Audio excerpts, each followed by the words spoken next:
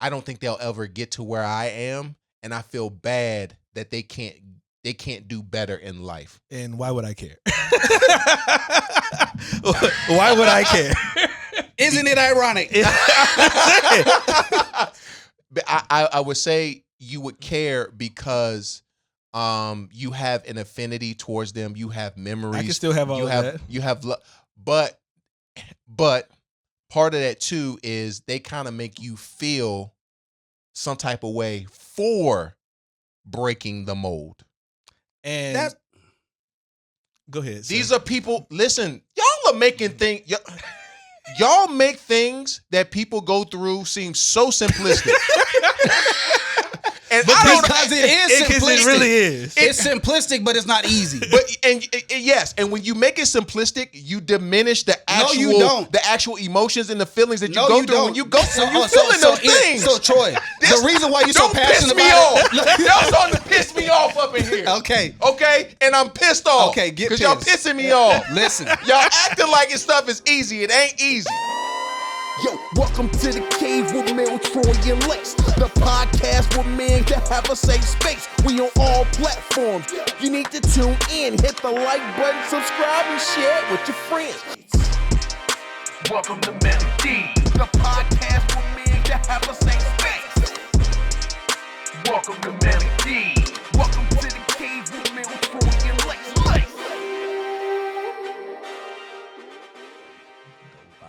We ain't Lace talking about going live. Private account talking about going live. We got a private social media account talking about going live. What that mean? Oxymoron. It's not. Trying to be private and go live at the same I time. can It say what I don't- need to say, and you ain't got access to my account. That's the. This don't understand. Hey, Lace, it's a lot of social capital into LinkedIn, bro. I started posting like what you used to post. Mm-hmm. Well, not posting like you used to post, but I'm starting to post on LinkedIn a little bit more. Yo, there's a lot of social capital I hate LinkedIn. with posting. I do hate it too, cause bro, it creates a false narrative of what's going on. You get this notification that says 30 people looked at your profile today. So you're like, dang, that's what's up. I'm about to get a job offer. Nothing. It'd be nothing. It'd just be Very people true. nosy trying to see what you doing in life. Everyone's LinkedIn posts are the same to me. I had an opportunity to speak at. I had an enjoyable week with my gang. I have the great opportunity to announce to everyone that I have achieved this said thing. Yeah. Or Troy I earned a with his, certificate and blah blah blah. Troy with his friends. We all wore blue shirts today. First of all, I didn't thumbs up. I did not thumbs up. I gave We the all peace wore sign. blue shirts today. I gave the peace sign, and I was dressed how I want. I had my hair out, all curls and everything. You know what I'm saying? No, it wasn't the thumb. It was the peace sign. But that was a great post though. You ain't even read the whole caption. The caption was I like, did. Y'all was hanging out or something. Camaraderie, see, camaraderie and all see, that. that's another. Y'all don't be paying attention. I paid attention. The joint to it. said, "Great minds think alike and dress alike?" ? And then it talked about how some of the most prominent men. Don't do me like that. Do what? It I'm was listening. talking. It was talking about how the most prominent men, or businessmen, businessmen, do not put a lot of effort or thought into what they dress because that is not the most important thing about their day. So hence the reason why. Hence the reason why, like Steve Jobs is known for the black turtleneck. Why what's my man's name? Zuckerberg is known for just wearing a regular old t-shirt. You know what I'm saying? Because they have standardized what they're going to wear. They don't have to put much mental effort into what they're going to wear. And so it related to, can we also have great minds and also think alike? Because I'm not going to explain it to y'all. I'm following you. I think it's very interesting. I agree with you. Don't patronize I just me. think it's very funny that now it's just clothes and there's no thought to it and all that type of stuff. But a couple episodes ago, you was ridiculing me about the fact that I did not want to change my shirt to go to an event that my wife wanted me to attend because I didn't deem that it's just clothes. It's just now you got this whole open-mindedness about it just being a shirt. Mm-hmm. Mm-hmm. But when it was me, it was so much deeper. Now it's just a shirt. Oh, I'm still saying it's just a shirt. Because for you, I'm saying, Melvin, it's just a shirt. Just this shirt has extended sleeves. What's going on, y'all? It's the Man of These Podcast, man. It's your boy Melly Mel, a.k.a. Melly Badass, a.k.a. Meek Mill, a.k.a. your favorite truth teller, a.k.a. if you don't want to know, Don't ask me. It's your boy T.Roy, your neighborhood hope dealer. If you need some hope, I got some you can borrow. Make sure you like, subscribe, and follow. What it do, though? It's your boy Dr. Life Coach Lace, a.k.a. NBA old boy, a.k.a. I'm him, a.k.a. Mr. Big Shot, a.k.a. the man is no relation to Dennis. Let's get it. I don't remember Big Shot. I really don't. My grandma calls me that. Really don't remember. Why? I'm gonna go back in the old episode. Why does my grandmother call me that? Because the proof is in the pudding. How I operate, how I move, how do you operate and move? He said how I operate. How I operate, how I move, how I treat people. It has a very confident and big shot mentality. Yo, grandma, don't be seeing all of that. I promise you. You can ask anybody in my family. That's exactly what she said. So you just Mr. Big Shot. Mr. Big Shot. That's what it is. Just Mr. Big Shot. Just how because. I present. Something you did that started making her call you it's Mr. just Big Shot. how I carry myself. I think he came in the house one day. They not like us. And she I think he came in the house one day and she said, "Oh, he's smelling himself, Mr. Big Shot." Yeah, never. That's I exactly walked in. No, I walked in the crib, suited and booted, and she was like, "You always look so nice and dress so nice, just like a Big Shot, Mr. Big Shot." She was like, "I bet you be driving down the road thinking about how grandma just love you and how you just how you just look so good, you smell so good, and just how you go about your business, just like a Big Shot." That's what it came from. You can ask anybody in my family. Real talk. You gonna have to record your grandma saying that. That's not a problem. I love grandmas. That's it's crazy how your grandma will lie to you. Grandmas will lie to their grandsons, yo. She ain't lying though. They will though. She ain't lying. Before we get into talking about lying and stuff like that, because that's what we're gonna talk about that today. But I do want to ask this question first. How I imagine who we are as people, we are kind of like in our families, we are revered. Mm-hmm. We are esteemed as seeing as being like, I don't want to say the example, but like the model child in the family. Like, how do you manage that? Well, I tell you, I definitely am revered. I don't know about the rest of y'all, but I'm Mr. Big Shot in my family. You know? Right. Now you want to steal my grandmama called me. I'm Mr. Big Shot. Ain't nobody call this man a Big Shot. Nah. But now he want to, you see what I'm saying? Because listen, we know we got those family members who are who have went through a rougher time in life. Mm-hmm. And we may have we went, and not to say that we didn't go through our things, but we have learned how to turn those things around for our favor and our benefit. You know what I'm saying? We use those as experiences that we've learned from and that we've grown from and that we become more established. Mm-hmm. And so when we oftentimes look at, you know, the older saints generally look at, they do a scale of the land, they're like, he kind of got it together. You know what I'm saying? Like, how have y'all dealt with that as far as, like, you know, managing your relationships with your cousins, your brothers, your sisters, and things of that nature? It doesn't. I don't think about it like that. I think about again, Mel. Why you always gotta do that? Just because you over here with a laundry list of stuff that equates to this for you, I don't think about it like, because for me, I think about going about my business, doing what I need to do, as far as spreading good into the world, and people go see that. The way that Lace dresses up selfishness is like Lace. Lace is so. Yo, it's your boy T.Roy, a.k.a. your neighborhood hope dealer. If you need some hope, I got some you can borrow. Make sure you like, subscribe, and follow. And I'm serious. Make sure you like, subscribe, and follow. One of the things you can help us do right now is get the word out about the Manly Deeds podcast. Why do you tap in? Why are you listening? Because you enjoy the content. And you know what? Your friends are going to enjoy it too. So make sure you follow us. Make sure you're talking about us. Make sure you're liking our post and everything we do. We really appreciate your support in that matter. And I'm out. The way that Lace dresses people gonna up see that? selfishness is like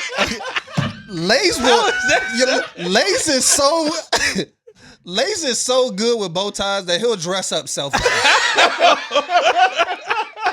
How? The reason why we always in a situation, no matter what conversation we have, your response is usually, well, I don't think about that. I don't If think it's the about truth, that. it's the truth. I don't think about.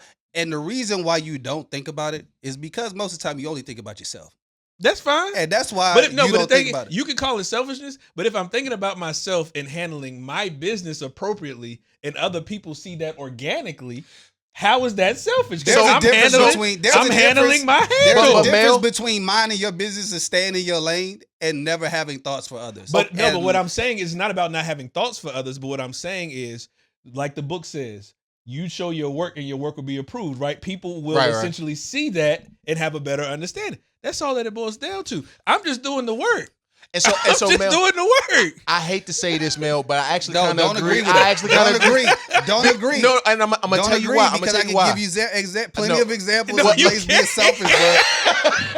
I can give you plenty of examples. He just makes it look good. That's why you agreeing Hold with on, him but right now. let me say this. I'm telling you. I'm not agreeing with the selfishness part, but I do agree with the I'm handling my business Right, part. that's it. Because oftentimes us handling our business and doing the things that we're supposed to be doing, I've had family members come to me and be like, I resented you for that. I was like, what did I do? I'm just you don't come around the family no more. Like, bro, I'm handling my business. I'm handling my I have to go to work. I got a wife I gotta take care of. I got a house now. You know what I'm Yeah. saying? It's like I'm handling my business, and you see me, like, you might see me, doing stuff out here and about and stuff like that, but it's nothing to be jealous about. I'm just about my business. That's it.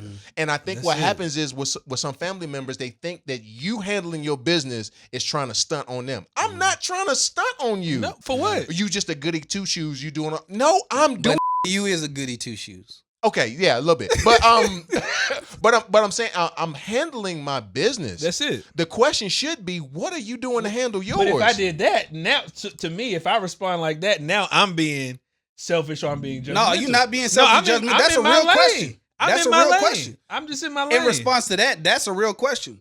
What I'm saying is, why do we even have to talk about that? If What? I'm doing me and it is witnessed, because the Bible says, be a witness, right? right. Now he I'm just saying.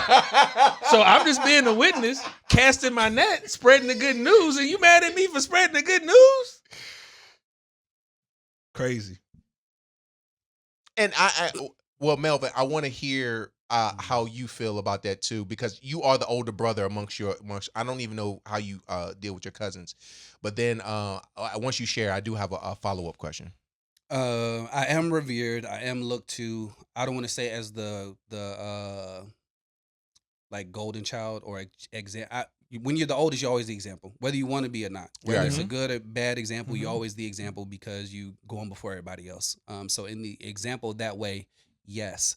I've always been the more rebellious child of the children. So I got to a space where I started to figure it out and I got myself together, but I was not always together in the way that they wanted to copy what I was doing. Yeah, If that For makes sure. sense. Yeah, So yeah. now that I am more established, family, good career, house, all that type of stuff, I am considered a model child that they will want to look at and kind of emulate from that lens. But that took me quite a while, actually. So I don't know if it's always been that way. I think a lot of what they used to look up to me for in the beginning was because I was just always willing to break the rules. You know, they were willing to feel not break the rules in the sense of doing the wrong thing, but breaking rules in the sense of I don't have to be like everybody else. Yeah. Type of thing. Feel so gaining confidence in themselves from me watching me do those things. I think is what they used to take from me more. But now that I'm older, more established, they look at me for other stuff. Right. So like me, you were the example.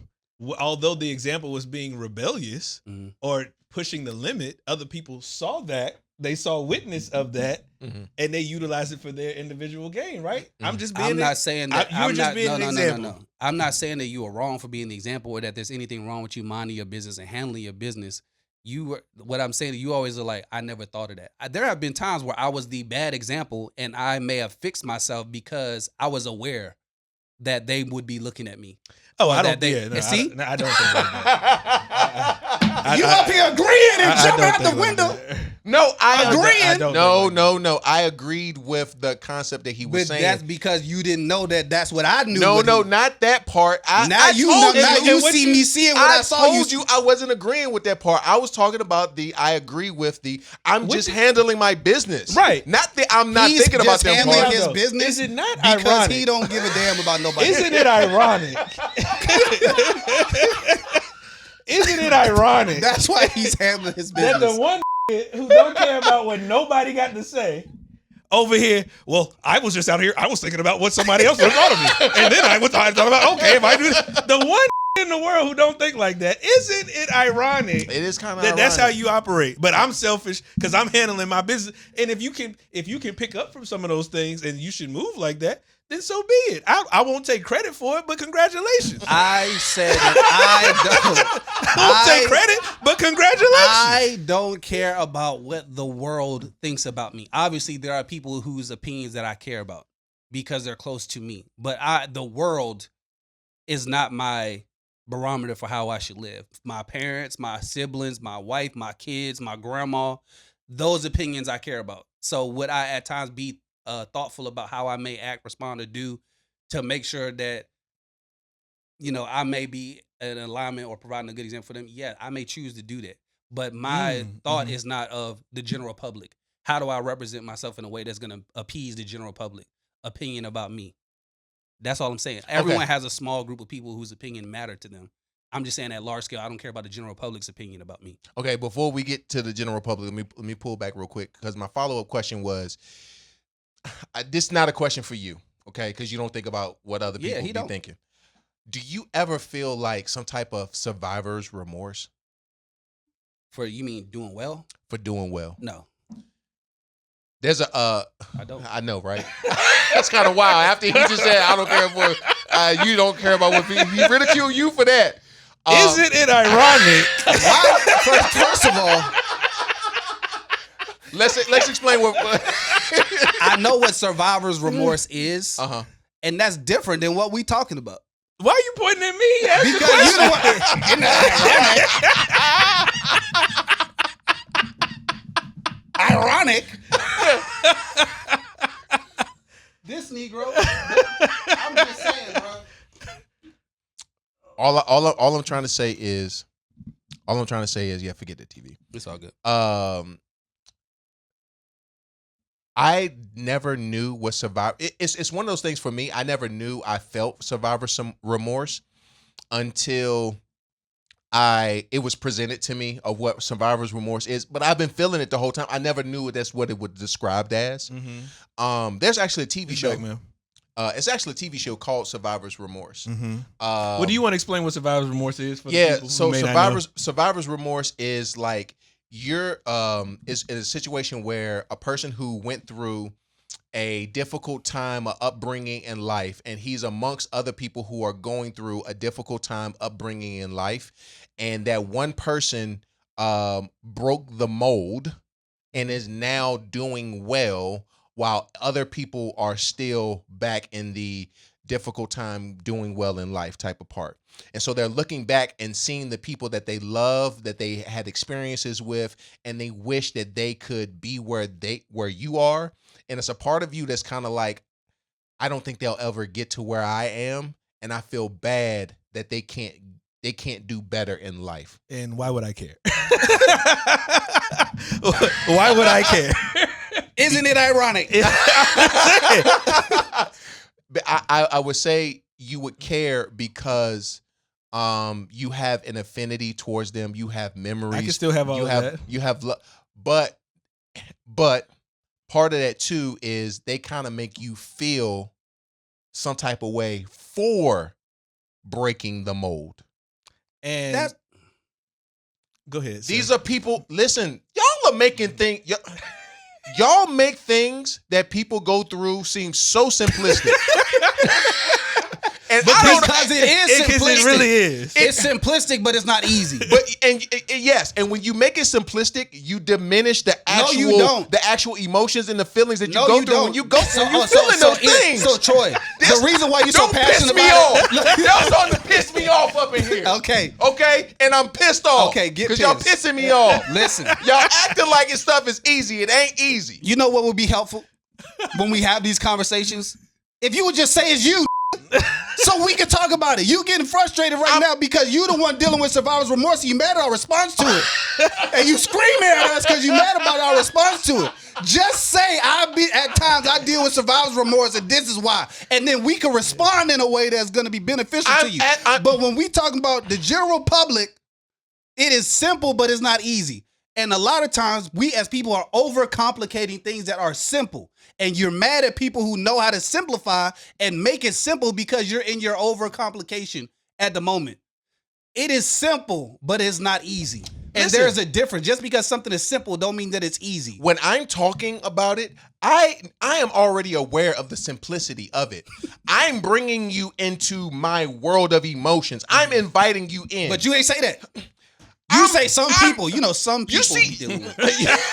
Some You people see how- is a difference I'm between some cook- people and me. Listen, see, that's the problem. When somebody cooking, you just want to eat and grab what's No, in the you was pot. good. You I just was want letting you cook. and it ain't done yet. I'm not done Well, cooking, finish and this you just want to meatloaf. grab in the pot and just start eating, and it's raw. That's why you're sick and you're mad and you're pissing me off. I'm letting you cook, bro, but you asking us how we feel about survivor's remorse and then getting mad at our response because we don't have because it's a simple response. If you're asking me to think about everything that I've been through. I was going through something, I was in a difficult time, and I broke the mold and I became successful. Mm-hmm. Now that I'm successful, I'm remorseful about being successful because I feel bad that this group is not as successful as I am. Mm-hmm. They're not over here with me, even although I know they will want to be. Mm-hmm. So I'm gonna, even though I put in all the time, all the work, all the effort, and became successful, Mm-hmm. I'm not going to appreciate the steps that I've taken and live in misery because they haven't made it as far as I have. Mm-hmm. Maybe it's not their time. Mm-hmm. Maybe what is for them is for them. Mm-hmm. And when they get to what is for them, they'll be in some form of fashion in their state of what it is to be successful, Yeah. or whatever that means. But I shouldn't live in misery every day Mm-hmm. because I feel bad for them not, being where I've been. How do I know that we've gone through the same? We both went through a difficult time. How do you know my difficult time wasn't greater than their difficult time? Mm-hmm. How do you know that my period of difficult time wasn't longer than the period of time that they in? What if I Sure. went through 15 years and they still on year 3? Hey, bro, you got 12 left. Yeah. You got some time. You still got to go through the process. I am not going to not, I guess, be happy about where I've come to Mm-hmm. based on the trials and error that I've had. Based on the time and period that I went through. Mm-hmm. In no way, shape, or form am I now going to get to it and live my day feeling guilty about the fact that I did it. Well, a lot of it also boils down to the reality as well as how people process and think. We all have gone through struggle. We can own that, right? Our struggles look different. Our journey is different. What if my struggle prompted me to shift my mindset and put in work differently so I could get to a certain level, whereas your struggle has hindered you and kept you back? Right. That's not I can't do nothing with that. That ain't got nothing to do with I made it, you didn't. Obviously, we have a certain level of grace and mercy in which that we operate in on a daily and regular basis. But again, opportunity or challenges creating opportunity, that takes work. And as the street philosopher Rick Ross always says, and Drake, they weren't with me when I was shooting in the gym.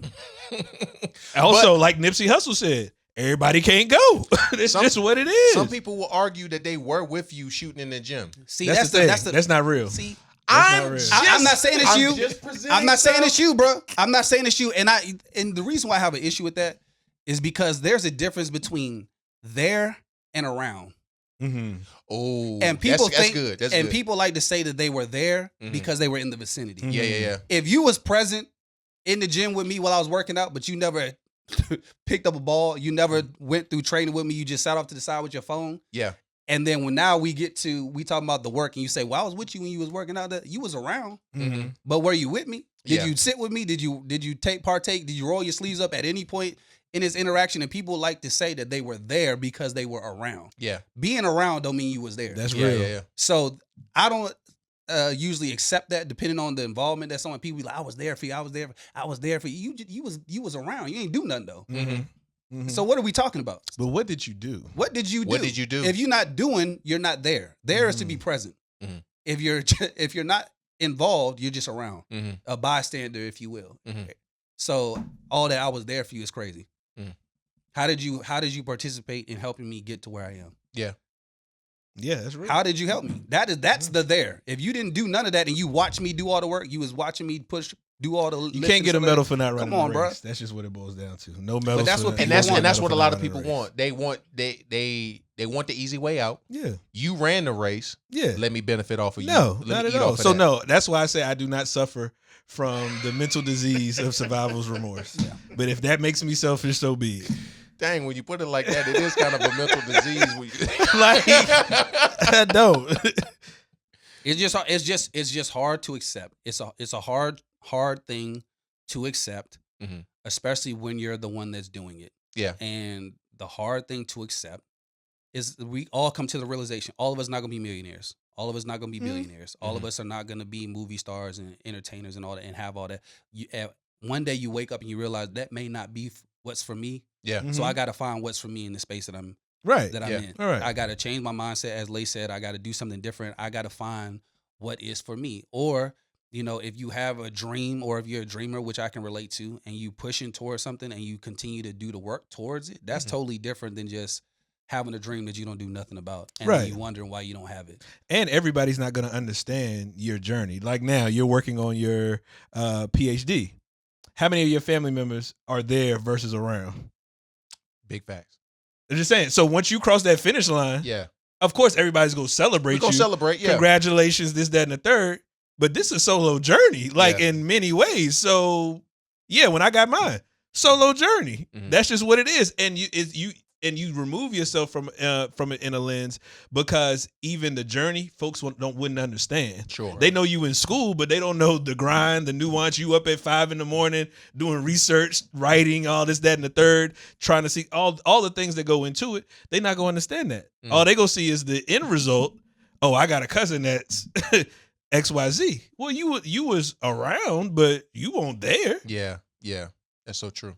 That's so true. So you can't be mad at that. And people are gonna treat you different simply based upon the credential. Mhm. And how do you operate in that? Yeah, because you think about some of the celebrities that I don't know if they said out loud that they went through survivor's remorse, but you can tell it has a little bit to do with it. Like MC Hammer, MC Hammer blew up, Mhm. and what did he do? He brought the whole hood with him, Yeah. and then next thing you know, because he's taking care of all these people, he ended up not having any money and stuff like that. And then you also see it with a lot of athletes, a lot of rappers. Is like, yo, I'm true to my, and that's a part of it. We create a culture that I'm there for my day ones.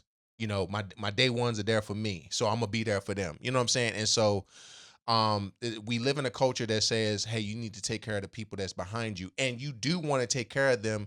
But in some of the instances that I'm thinking about, if they don't want to take care of themselves, what can I really do? Mm-hmm. Yeah. So what is this root of survivors? So this is the question that I have. Did you have survivor's remorse before someone said anything to you? Or did you start having it after you felt like people were making you feel guilty for being successful? Honestly, the trigger to it once was Lace actually said one time, he was like somebody passed in your family, Mm-hmm. and you had to be the one to speak at the funeral on behalf of all the cousins and stuff like that. And I was like, yo, I be having to do that too. And then it made me realize, it's like, oh, there are representatives. There's some cousins you don't want to go up there to talk. Mm-hmm. You want this one person to go up there to talk because they're gonna talk well.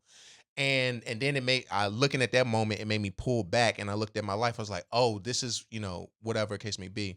And then I started to notice that in my cousin groups, I'm not included in a lot of things because they don't think that I would, partake of and stuff like that. I'm like, hey, I'm a good time. I'm a fun time. And then it started to make me realize that, oh, there has been a separation between us somehow, some way. And a cousin let me in on it. They were like, yo, you got your life together. We still trying to figure stuff out. And sometimes when you talk with us, it seems like it's more judgmental than it is helpful. And I'm like, yo, I'm not trying to be judgmental or anything like that. And at one point it was just like, yo, I want to be a contributing member to this family, but it seems because of my achievement, I've been somewhat ostracized. And so this is where and that's why I say the up. world is such a classroom, and you can learn a lesson in any type of situation. So they ostracized you or excluded you because of a innate thought about themselves, right? Mm-hmm. But yet you're still teaching them how to do and how you move, staying in your lane, handling your business. It's up to them to take in those tenets of understanding to apply it and how it could apply to their lives for a shift. So even though it could be feel excluded or not included in what is happening in the moment, mm-hmm. you're still teaching in some way indirectly in how to move and how to shake, because you just said your cousin was like, you got your life together. Now we know.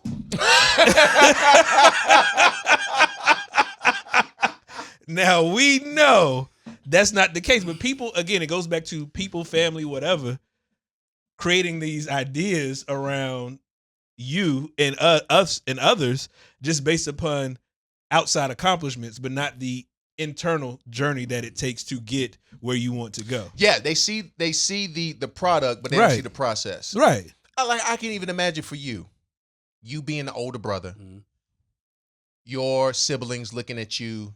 You got. Now we know the inner workings. We know the process, right?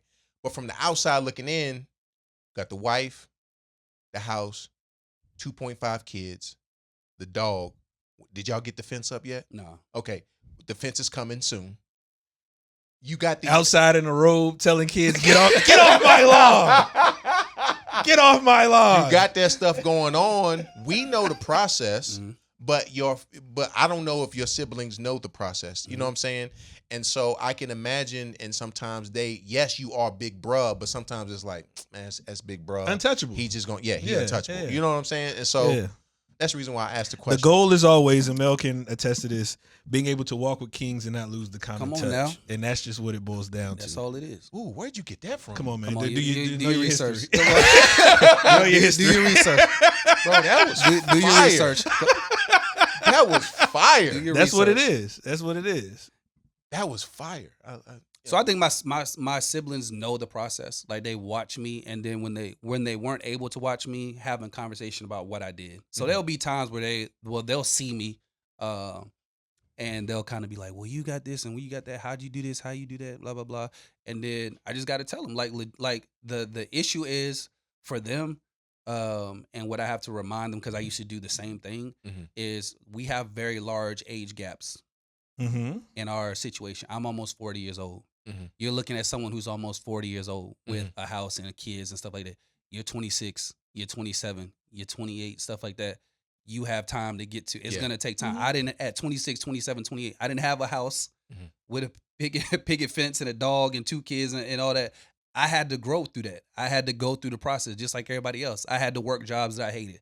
I had to go back to school and try to take some time to get some more skills. I had to sacrifice weekends and not going out and hanging out with the group so that I could study and read books and try to gain some knowledge in some of these other areas and make myself an expertise. For at least there was like a 3-year period where I was just locked up. I wasn't outside. I wasn't hanging out with the group. I was trying to go back to school and get my master's and do the work. I was basically going to school, trying to raise the kids. I was doing homework with Miles sitting on my lap, trying to get through a book and stuff like that. Like I took time to build myself up to a point where I could go into an industry and be an expert and grow, through that process. It's not something that's just going to be handed to me. There's going to be things that you have to do for yourself that no one else can help you with. Yeah. And you'll start to realize as you become more successful, successful people want to help people that are already successful. Mhm, So mhm. because you've demonstrated that you can, make lemonade out of lemons or whatever it is, there's going to be people that want to give you more opportunity Mhm. versus looking at someone who's unproven, who can't stay consistent to anything, who's limited by their thoughts and things and stuff like that. Opportunities don't come to those people often. Yeah. So you always wondering why the rich get richer, because there's something that I see in you that looks similar to myself. So in talking to them about the process, think about, come on, bro. In my early 20s, I couldn't even have looked at myself at this age and be like, this is what I would have been or how I would have landed. At the direction that I was going and how I was living and there was no way that I thought. And I almost had to cut Melvin off. Come on, too. bro. I Just almost being had to honest cut him with you. off. Oh, Yeah. really? Yeah, when I saw him one Sunday Oh, afternoon. shut up, Lace. Shut up, man. Shut up. I knew he was not about to get serious. See, he's not about to get serious. No. Nope. See, my cutoffs look different. You know what I'm saying? Like most of the time, people will do Nope. something to you, or you just on a line. One Sunday, I'm going somewhere in the Berg, and this is when Melvin had his motorcycle. So when I knew he was parking his motorcycle in the kitchen, I was like, "That's strike one." First of all, Lace. That's strike one right there. See, I don't like how you don't provide context. There was a bad windstorm coming. That's strike one right there. There was a bad windstorm coming. Why is and this there was dirt bike in nowhere the else. kitchen? I'm trying to get some meatballs to watch the game. There was nowhere That's else for me to put it. That was strike one right there. Strike two was when I saw him outside on this motorcycle and he had a mohawk on his helmet. Oh, that mohawk is fire. That was not. That mohawk's fire. I'm here to tell you. You know how I know it's it fire? was not. Because all the compliments that I would get on it when I was riding that bike. Again, I don't care. Oh, that ball was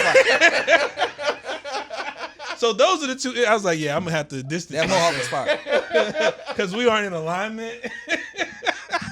But But no, to your point, it's often funny too, speaking on survivor's remorse, how people will revere you in instances, but also have some resentment towards you when there's essentially two products to the environment. One is one product where they haven't made it out, or they're stuck in a cycle or whatever. But you're also a product of your environment, and you did make it out. Right. So looking at it from both lenses, it's not like, oh, I'm a product of my environment. It has to be negative or something to hold you back where you can't move forward. No, I'm a product of my environment as well, and I made it out. And I was able to do X, Y, Z. Yeah. So it really, a lot of it boils down to obviously opportunity. You have to maximize opportunity, but also what efforts you put into it. Are you putting effort into areas that can promote you to grow and get out? Think about, we've all worked with students in the past. We know every student that generally comes into the in the higher education system, low socioeconomic, Pell, all the things, you know what I'm saying, that would essentially be barriers to hold some of them back. Now we see them CEOs, presidents, XYZ. So it's all about the opportunity and how you maximize effort. Obviously, like I said, with a certain faith system and covering. But yes, all of that has to matter and comes into play. I'm telling you too. So yeah, talking about the process, showing them the process, just going through things. So what I do, I think oftentimes, and this is a Black thing, and it's not just respective to siblings and things like that. It's where, because we're successful, we feel like we got to turn around and give all of our resources to our younger siblings or our cousins or our family, kind of like the MC Hammer example that you gave earlier. So and then we end up with nothing because we done gave it all away. We did all this work to get to where we are, and then we don't have nothing. We gave it all away. They're still in their condition because we're basically enabling them to stay where they are for our back and our work or whatever. So I don't necessarily turn around and give all of my money and things like that to my family and all that type of stuff. What I do though is make myself available to help them. So all of them know, cousins, sibling, whatever it is, you can always come to me for help. I'll help you work through this, situation. My little brother, you trying to get a job or whatever. All right. I'm not going to give you no money to help you. Like, you got to learn how to get out there and get on your own. But what I can do is help you rework this resume. I could show you how this is supposed to be formatted. We could practice interview questions so that when you get to that point, you know how to talk. We could talk about how you should dress and represent yourself when you go in that room to increase your chances. I could show you how to move and shake when you do X, Y, and Z. Oh, you trying to get your business off the ground. Okay, I've been helping build businesses for a long time. I could tell you how, you need to set that up, whatever it is you need to be like scheduling time. So it's necessarily putting them on game, like giving them information, making myself available to help them so that I think that's why I don't have survivor's remorse, where it's like I know you're trying to get to that, Yeah. and I'm helping you in another way. It may not look like money where I just break you off so you come, hey man, you got 500. No, I don't got 500. But what I do got is this information that I can help you. I do got this time that I can give you, to help you through the process. And then the other part of it is honestly changing your friend group.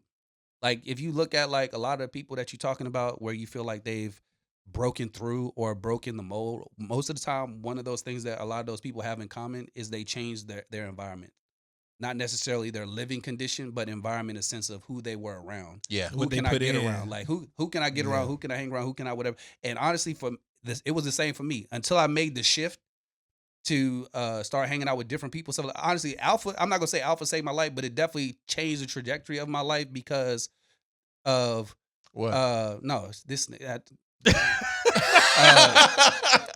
no, like look, I know a lot of general people who don't know about Greek life and stuff like that. Like they make fun of it, they mock it. They there's a lot of negative stigma about it. Why would you do that, etc. Paying for friends and stuff like that, like ignorant mindsets, which is not things what that people don't. But even if it was, people don't understand that there are billionaires, millionaires who buy into groups, buy into community to have relationship and to get access and to gain access. What? So if you're talking about buying friends, educate your stupid self and understand what anyway, you're investing. It's like an investment, but not even that. I didn't join to buy friends or whatever. There was other parts about joining. It just so happened that the remnants of that was getting around a different group of people, being around business owners and CEOs, being around lawyers, being around doctors, being around dentists, being around businessmen, and listening, seeing how they move, how they shake, how they interact, how they do those things, opened my mind up to things that I had never even considered.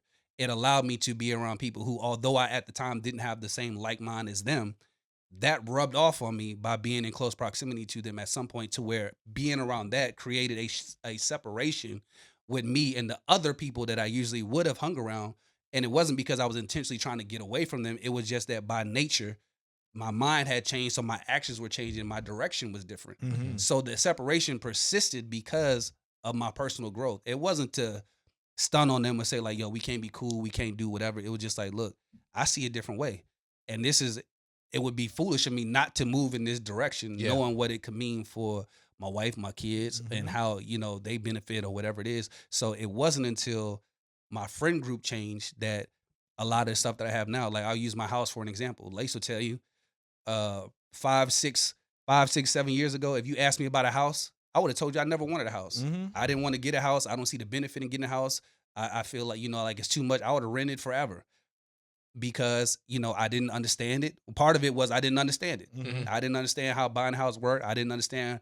I thought it was too far away to grasp. So I didn't even put my mind. I didn't realize the process is really simple if you know what to do. If you had the information, there wasn't really spaces that I could go to get the information. Obviously, I could have gotten on the internet. But I didn't because no one was putting that in my mind to do it. And everyone else who I was around was renting and nobody was, looking to buy a house. It wasn't, until I got around some people my age who, my boy DJ, for example, younger than me, he joins the fraternity or whatever. We get closer. I start hanging out with him. The first time I go to link up with him and meet up at his house, this nigga was in a single family home and got a dog and a kid, wife, and all this other type of stuff. He younger than me, and I'm like, I'm still renting. Yeah. I didn't even know people my age was doing this type of stuff. Yeah. You know what I'm saying? So then I start, talking to him like, how like you start count, how black people do count what you do for a living. Man. Yeah. You start counting, yeah. You know what I'm saying? So then you want to get, because you didn't even feel like, I didn't even feel like it was in reach until I was around someone who was, who was doing it. And then he was the first person to actually take the time to show me, like this is what you need to do. This is how the process works. And as a result of him giving me the information, it empowered me to start looking at it for myself. So then I started talking to my wife about, all right, this is what, so then my mind about home ownership changed, which then changed my family's life. Yeah. To where now, we have the house, my kids have something to look at, they can, grow up in and stuff like that. So it's just part of the process is also finding a way to get out of your environment. Even if you can't physically leave the neighborhood, who can I start to get around that will help at least change my mindset about what it is that I'm trying to do? What I heard to all that what you said, I just kept hearing this this phrase, teach a man how to fish, he'll eat for life. No, Give a man a fish, he eats feed for a day. Teach a man how to fish. Eating for life. Eating for life. And I hate to say it, in some of these concepts, you can teach as much as you want to, but if they don't want to do it on their own, Hey, you That's can what lead it a hold is. of water player. Yeah. But Yeah. you can't make them think. You feel what I'm saying? Yeah, that's real. That's real. but yeah, That's real. that was Don't feel guilty about your success, bro. Yeah, man, you can't. This is a podcast aside. Just you've done all the work. You put in the time. You're faithful not only to your wife but to your community, to yourself, to your disciplines, to your faith. You do all the right stuff. You're doing all the stuff that rewards the stuff that you're receiving now. Mm-hmm. So don't feel guilty about God blessing you for being faithful. yeah. Like Yeah, in your faithfulness, whether it's, whether they find their time or maybe they don't or whatever it is, don't ever be afraid to walk in what God is giving you because you're worried about what someone else is feeling about your situation. 'Cause Sure, if it's everybody jealousy, can't envy, go. So whatever. Everybody can't Everybody go. can't go. That's what it is. It's an old song they used to sing back in the church. I'll go if I have to go by myself. Real rap. Hey, that thing, I might hit that tomorrow. That thing hit me. All right, For before we real. get up out of here, But I do have one more point before we transition. okay, go ahead. I was going to say the other thing too. I know Melvin. We've talked about effort. Taking advantage of free game being given to you. But I think too, a lot of times, what we fail to realize are the other intangibles that have been instilled in all of us in a family dynamic, cousins alike, etc. Like one thing I can always say about my uncles, my cousins, etc. We were all taught work ethic. We were all taught discipline. We were all taught how to show respect, those kinds of things. How you maximize that, even in itself, that matters. Mm-hmm. So if you aren't disciplined around the area, you're not going to have this. Mm-hmm. If you don't have a work ethic around something, you're not going to obtain this. So although we may be at varying levels in our journey, being able to maximize those intangibles that were instilled in all of us in a way does come into play. And as my grandfather told me a long time ago, just like driving a stick, you got to grind it till you find it sometimes. Sometimes you just got to. That's good. You That's gotta good. grind it till you find That's it. good. So that's just what it is. So, but we've lost track and sight of the grind. And that's what a lot of times why we don't have accomplishments because we aren't willing to grind for it. Yeah. You wasn't with me shooting in the gym. That's a great way of wrapping it up, Lace. So in the sense of talking about family, I have a follow-up question. How long are you willing to ride for someone who is obviously in the wrong or who is obviously lying, but that's your people's, that's your man's, that's your girl? You know what I'm saying? Like, how long are you willing to put up with that? And this concept came to me, a couple weeks ago. It came out about something that happened in the town where we once lived in. You know what I'm saying? Girls running around the track. One girl passed the other girl. Girl A clocks girl B in the back of the head, and now girl A is on the news saying, "Why are y'all talking about that? Y'all not talking about what I'm going through right now." Right. But the part that's getting me is that it's not that part specifically. It's the part where they're having rallies for this girl, where she's speaking out to people and they're raising money for her, saying, "Oh, girl, we know you didn't do," like some almost to the point of like she didn't do it. Like we caught this in 4K. You know what I'm saying? She did this joint. You feel me? And people are riding with her, even her parents. You know what I'm saying? Now, I never ran track, but I know somebody getting hit in the back of the head. I know when I get see back it. when I see it. Like, come on. You was man. getting your lick back. I know what Yeah. getting your lick back look like. And so I don't want to necessarily talk about the what happened. I want to talk about the family that is around her, the friends that are around her, and even people on the internet saying, "Y'all jumping out the window. This ain't really happened. If you look at it from this angle, you can tell da da da da." I was like, "Yo, if I look at it from this angle, it looked like she really intentionally did it. It looks from worse it from the looks second worse angle. from the second angle." And y'all are gassing this up supporting this person, and then it made me realize it's like, oh, but we actually do that in real life. It's the Like, society that we live in. Yeah, we will ride for somebody just because we like them, even though they may be in the wrong. Right. It's that whole concept of free my mans. It's like, no, your mans need to be locked up, and you know he killed that person, or you know he did that thing, bro. So on Facebook, there's an account for my hometown. It's the police department, and it pops up that they caught this guy. They caught these two dudes selling crack cocaine. I don't know. I think they had like 2 kilos. I'm like, dang, how you get 2 kilos in a little town like that? Like, golly. But anyway, they say we caught these dudes with 2 kilos. Whoop-de whoop, wham de wham. In the comment section is, I can't believe these rats out here telling on people and stuff like that. I'm like, hey, they had the drugs. They had the drugs. They was like, I can't believe there's so many rats out here. People in this town. It makes me sick. Hey, they really did have the things though. And we know, you know what I'm saying? They were riding for something that's wrong, but because it's my people's, I'm willing to do that. Yeah. So what's the question? So the question is, how long are you willing to ride for somebody when you know they in the wrong and it's your people's?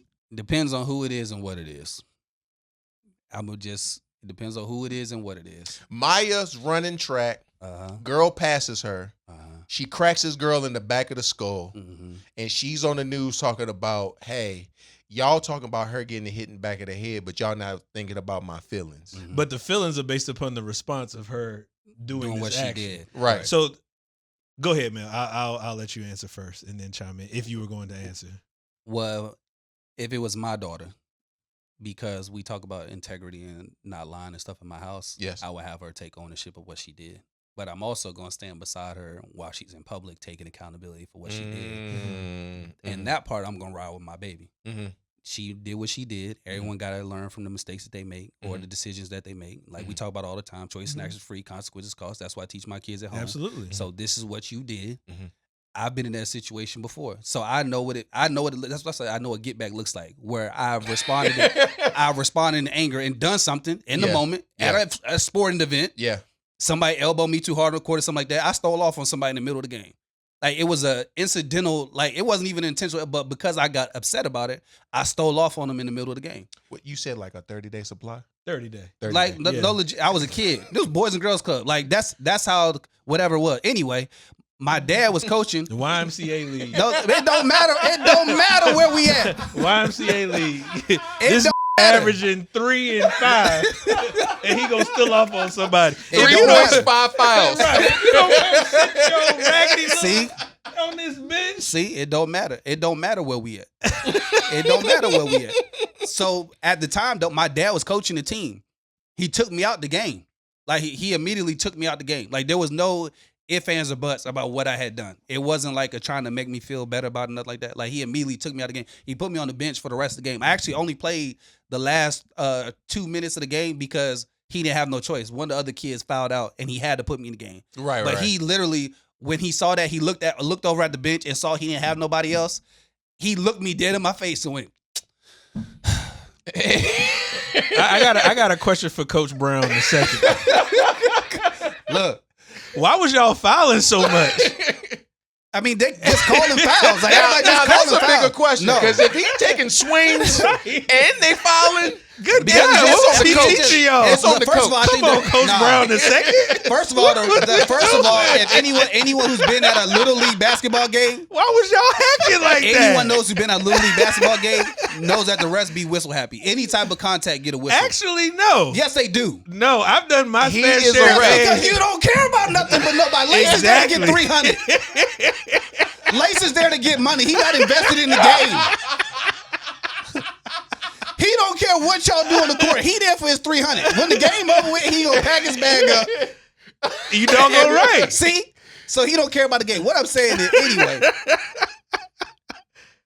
He didn't take no time to try to make me feel better about what I had done or try to make what I done seem less wrong Offensive, or yeah. inappropriate or whatever it was.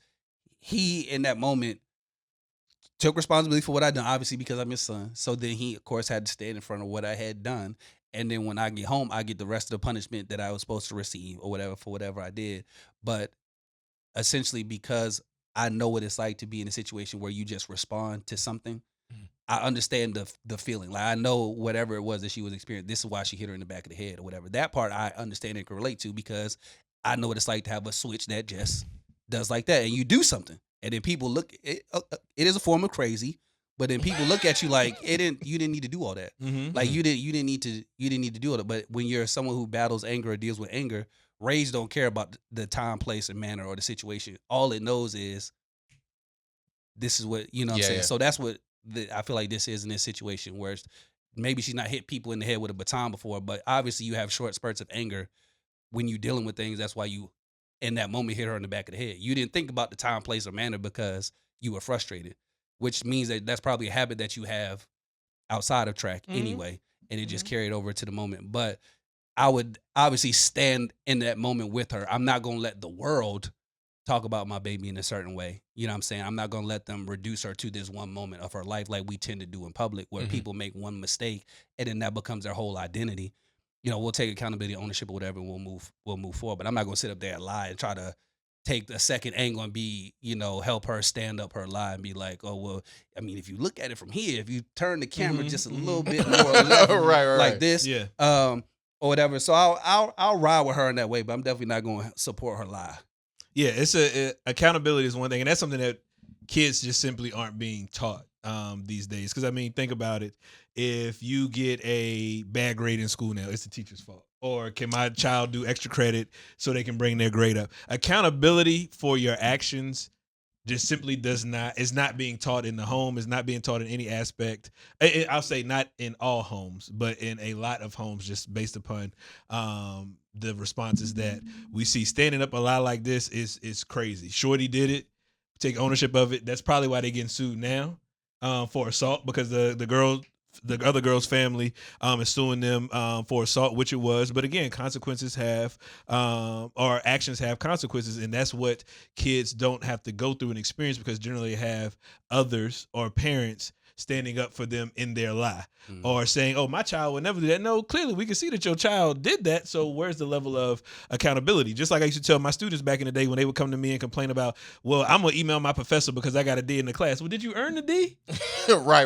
What did you do you had 16 weeks to not. Right. So where's the level of accountability? And we even see that in the workspace. We see young professionals and even older professionals, they do crazy stuff and then wonder why you got let go. Are you serious? You was doing all this crazy? You did the thing. You did this. So when people be like, well, why did you fire somebody? I didn't fire anybody.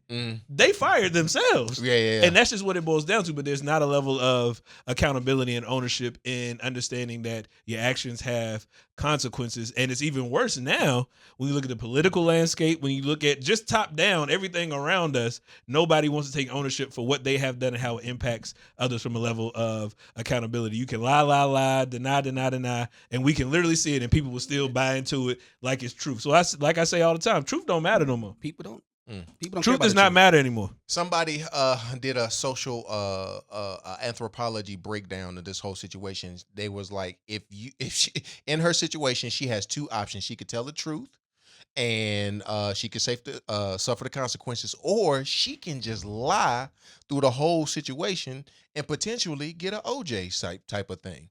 In the sense of, and she was like, OJ stood in that courthouse with the gloves on and said, if they don't fit, you must have quit. And she was like, I think they did fit. He just didn't pull them down for right, but that also had different. That's not apples to apples. Like went from batons to OJ right, gloves. like that. But I guarantee, if OJ was on trial today with all the access, oh yes, he's going to jail for life. He might get the needle. So I mean, and the thing too, the civil unrest and social and racial unrest in the country during that time. True. Black folks were just looking for a win. We knew OJ. Yeah. We knew OJ. Yeah. And because of who he did it to. Right. Yeah. Like, come on, because you had the riots that took place before from the young black King. girl that got killed by Asian in LA that led up to that, Rodney King that led up to that. Yeah. All that kind of stuff. So yeah, all of that came into play. Cats was just brothers and sisters was just looking for a win. Yeah, because I'm not sure if y'all also saw the young guy. I think he was from North Carolina. He is allegedly he killed somebody, and so he went to court for his initial hearing, and the judge said no bond, and he just broke down in the courtroom. It was like, oh, you know what I'm saying, whatever. And I imagine, and I've seen it several times before, where parents know that their kids are, or people know that their family member did something wrong, and they'll say, they'll justify it by saying, I know he would never do anything like that, you know, all this type of stuff, and will fend for them. But it was like, but they did the thing. Right. So if y'all haven't watched Adolescence on Netflix, speaks directly to this. I won't ruin it, but listeners, go watch Adolescence on Netflix. Same type of scenario, and literally, dude was riding for his son until he saw the video, and even in that, he broke down like, was this my fault because I raised you? Was this my fault? Like, no. Johnny did the thing. Johnny did the thing. Johnny did the thing. But again, riding for it, he would never do that. You got the wrong kid, this, that, and the third. It took video evidence for him to be like, but oftentimes we can't remove that, oh, that's my child, and they made this piss poor decision. I'm sure many mothers and fathers have sat in the courtroom and listened to, 20 plus years get handed down to their son or daughter for something that they did. And it's just like, how do you make that a reality of what actually occurred, knowing that you know a lot of the nuance of their life, but you truly never know what somebody's going through, whether that is your child or not, or how a certain situation where males swing off on a kid at the Y League, how that can lead to poor decisions down the line. He probably never thought I would do that though. Who was probably going to grow up to be a lawyer, right? And then see people like Melvin who punched him in the Right. Y League, and now he's trying to get everybody. and now he's trying to get exactly. That's his fault. No accountability. That's his fault. No That's his fault. No accountability. You're not about to blame me because he's making a personal decision. accountability. Because he's making a personal No decision to be accountability. aggressive towards other people No for his own accountability. situation. Oh my god! I'm just telling you. But I wouldn't have helped her lie. But I mean, it depends on the situation. All right, it do depend on the situation. It depends If on it's the a situation. lose Come on, bro. situation, I can't help you. It depends on the situation. If we go lose in the end, I can't help you, bro. Okay, for a lot of guys determine if your lie is going to affect me. Absolutely. If your lie is going If to I affect hit you up, me, the whippoorwill is flying. Exactly. You better, you know That's what what I'm time saying. it is. that's what I'm saying. You know what time That's it what I'm is. saying about the lie. Like that's what I'm saying. It depends on the situation and what it is. That's what I'm saying. People will decide if they're gonna ride for somebody or not based on the situation and what it is. If I lie for you, is that gonna spill over to me? Correct. If it ain't, that might help you lie. But again, that goes back to if it's a win or a loss. We got That's what I'm video saying. evidence. The win or who? We win got or video. loss of who is what I'm What I'm saying, getting we at. got video evidence. That's a lie. I can't support that. Yeah, bro, I couldn't be at the crib trying to go to sleep at night thinking to myself, my daughter cracked that girl over the head. I know she did it. Then the next morning I wake up and like, she did not do Right, it. yeah, nah. She's innocent. Y'all are blowing this up, making it too much more than what it is. But I'm not gonna say that I wouldn't do that because I still think that I would stand 10 toes. I'm gonna get closer. I still think that I would stand 10 toes on this situation, but I think at certain points, regardless of what we talking about, your parental instincts are gonna kick in to where you want to defend your child and protect your child when you feel like they're in a state where they need protecting. So if this had been a non-national situation, only reason that there's a press conference and there's a rally and there's a whatever is because this is national news and it's talked about on major radio, it's on TV, it's on major that's the news response, networks yeah. and stuff It's like put that. into the court of public opinion. Yeah. So yeah. because it's out there like that, your parental instincts may kick in to where now, although I know it's not true, I may tell you it's not true in private, but I'm trying to stand with you in public because now I feel like I need to protect my child. Do you See, I got an issue with that. I got an issue with that. But I'm saying that could be I feel you. what happens. I feel you. But what I'm saying is, you talk about parental instinct. The parental instinct, baby girl, you're not gonna be in front of no mic. You're not gonna be out there saying that you didn't do something. So the goal would be to get you out of the limelight. We're not explaining, this to the masses or whatever. We're handling this internally as a family, going through whatever process that we need to go through. But you standing in front of the mic, blatantly lying about something that anybody in the world can see the video to, that's not good parenting, in my opinion. I don't think it's. Would you lie to your kid or lie to that family member and say that I believe you? No. We can see it. Yeah. What you mean?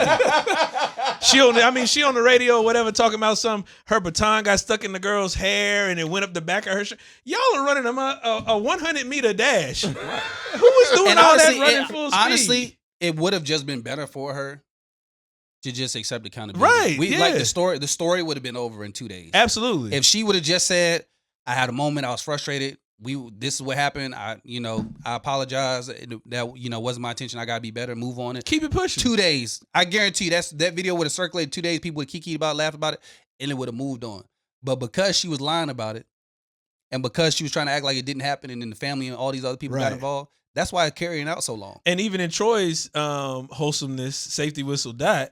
Oh my God. I know you said in past episodes that you can't carry on a lie because it's going to create a bigger lie. Yeah. Oh yeah, most definitely. Look at that now. All of a sudden, like I said, baton got stuck and bruh, we can see the video. Like, come on now, just own it. And then people coming up to support because in any situation, people are going to find a side to lay on. Absolutely. That's just going to happen like that. Absolutely. But if you hear the phrase, the whippoorwill is flying high, you better know. Because we all lied for friends before. Absolutely. We've all lied for friends before. We sent the email saying, hey, I think this will be a great candidate for your position. Knowing good and well, they not good candidates for their position. When people hit me for letters of recommendation, what lies you want me to tell? Yeah. Because what did you tell them? Right. So that I know how to respond. So that's when what they it call is. me. And my success rate is off the chart. We have all lied for our friends. We've all lied for our friends in some way, shape, or form. Yeah. But at a certain point, you get to I ain't gonna say an age, but you do get to a point eventually where you just tell them like, I'm not gonna keep lying. Yeah. Get it Right. together. Tighten up. Right. Yeah. Because it's spilling over. Once it starts spilling over to me, that's when you like, hey, again, get your situation. Right. Get your little situation. Get it together. Get it together. So yeah, get it together. Well, I appreciate y'all fielding that question because it had been bothering me for some time. And we appreciate y'all chiming in, stepping in on the episode with us. If y'all could do us a favor, like, share, subscribe, follow us on Instagram, TikTok. We're also on Facebook. We're going to get that going, and YouTube. Talk about it with your friends. Have these conversations. Listen, one of the things we're trying to encourage is open dialogue and being able to be able to have those conversations that people are afraid to talk about and have them out loud. So it's your boy Troy, Life Coach Lace, Melly Mel. It's the Manly D's podcast. We out.